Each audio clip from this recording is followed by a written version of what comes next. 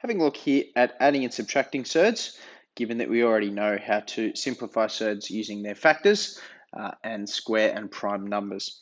Now, if we have a look at the first point that I've made here, surds must have the same base, just as algebraic terms must be like terms. So we call these like surds because we're trying to add things together like root 2 plus root 2 and root 3 plus 3 root 3. In the same way we try to add together 3x and 2x or 3y and 5y. But we can't add together root 2 and root 3. Those can't be simplified together because they're not the same base or they're not like surds. Okay, so I would need something like root 2 minus root 2 plus 3 root 2. Okay, plus another root 2, and they're all like terms. Okay, so I can put those together. And to simplify those, we're simply adding together their coefficients. So this is 1 root 2, another 1 root 2, 1 root 2. So that would give me 1 minus 1 is 0, plus another 3, plus another 1, it would be 4 root 2. Okay. Now, if I decided I want to go and add on there a root 3 at the end, well, just like if I had x minus x plus 3x plus x, I could put all those x's together. If I threw a y on the end, it would just sit separately at the end, okay? So if I had a plus root 3 here, well, then I would just end up with plus root 3 at the end as well.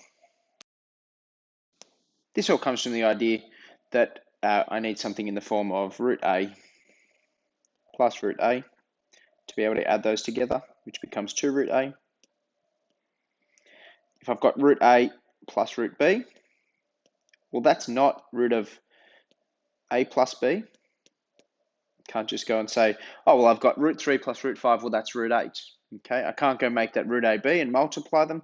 I just have to keep those separate. So root ab just can't go any further. Okay, if I was trying to simplify that, root a plus root b or root 3 plus root 2, that's as far as I can take it. There's nowhere else that can go. Okay, now, again, to add or subtract surds together, they need to have the same base. They need to be the same number or term that we are square rooting. So I could do something like this. I could say I've got root x plus 5 root x minus 3 root x. And that would become 1 plus 5 is 6, minus 3 is 3 root x. Okay, and that means we're able to go and add those together because they are like surds. If I had nothing I could do with, if I had a root y in there, it would just have to stay separate. Let's have a look at some examples. Examples here which should about cover us because these questions do become really, really repetitive. And the biggest place I can encourage you to look to make these questions easier is to actually go and review your lesson on simplifying surds if you're having trouble with this, because that's probably your biggest concern. The first thing to think about here for our first question, we've got root 5 plus root 5 plus 2 root 5. So if we think of this algebraically, this is the equivalent of me saying I've got x plus 2x. Okay, if root 5 is the same as x, well, I hope you look at that and say I've got 4x. But rather than us saying we've got 4x, I'm going to say I've got 4 root 5. Okay. So we don't have to write it as 4x, of course. In fact, we shouldn't write it as 4x. We should actually not have this line at all because I haven't written anywhere what x is, what x represents. But that's just a representation to say if I'm adding one of something plus another of something plus 2 more of it, I have 4 of it. Okay, in the same way I would have an apple plus another 2 apples, I'd have 4 apples. Except instead of apples here, we're dealing with root 5s. For our second example, you'll notice we've got a problem. The simple thing to do would be just go, well, I'll go 12 plus 27 minus 3, and I'll put it all under a square root, and that's fine.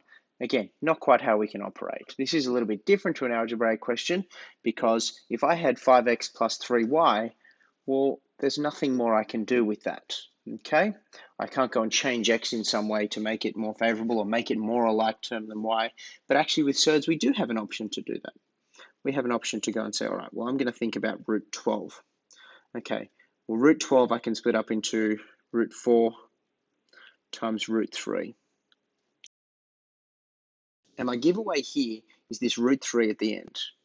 Okay, I'm having a look at that root 3 and thinking, if I can make the root 12 and the root 27 into something root 3, then I've got some like terms I can add together.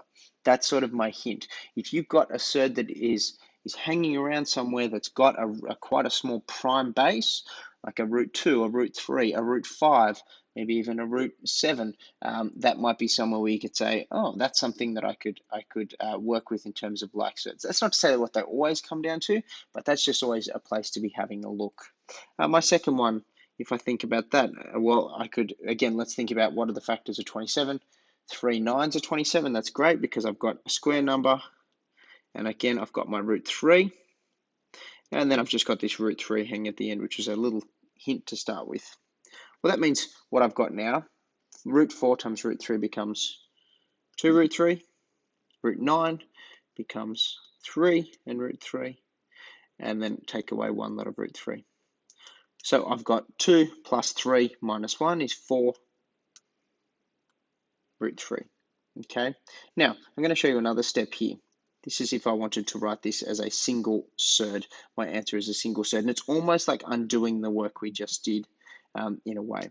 It's putting it, rather than having things as a really simplified surd, it's actually blowing it back up a little bit.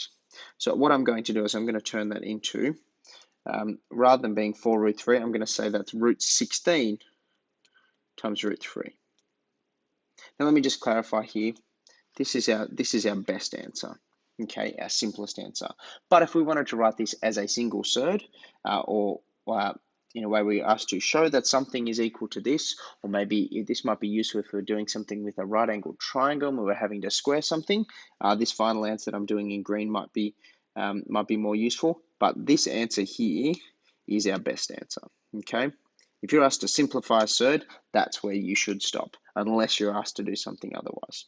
Now, from my last step here, 16 times 3, I can put that back together and say that's root 48. Okay, so that's how I can write that answer. Now, we did need to know that last step there, which is if I've got root 16 times root 3, it's just a reversal of splitting those surds up. But that is in our next lesson on multiplying and dividing surds. But I can do that once you've watched that lesson. That very last step may make a little bit more sense.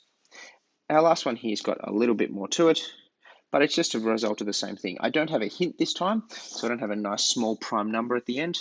But once I go and think about what factors I have to work with here, the 2 at the front is just a multiplication of 2. It's just got a coefficient of 2 already. Now I can split that up into root 100 times root 2. Now once I've got my first root 2, I'm thinking the second one's probably going to have a root 2 in it somewhere as well. So I've got the 3 that hangs at the front, and then I've got 49 and 2. So my next line of simplification becomes 2 times 10 times root 2 minus 3 times 7 times root 2. It's going to be 20 root 2 minus 21 root 2, which just ends up being minus root 2. Similar to us having 20x minus 21x, we don't need to write minus 1x, we can just write minus x, or in this case, minus root 2, and that's absolutely fine. So I hope we can see that we've got to try to simplify our surds to make them like surds, so that we can add or subtract them together. And once we've done that, it is just a matter of adding or subtracting our coefficients that are in front of our terms or in front of our surds here. I really hope this has been helpful.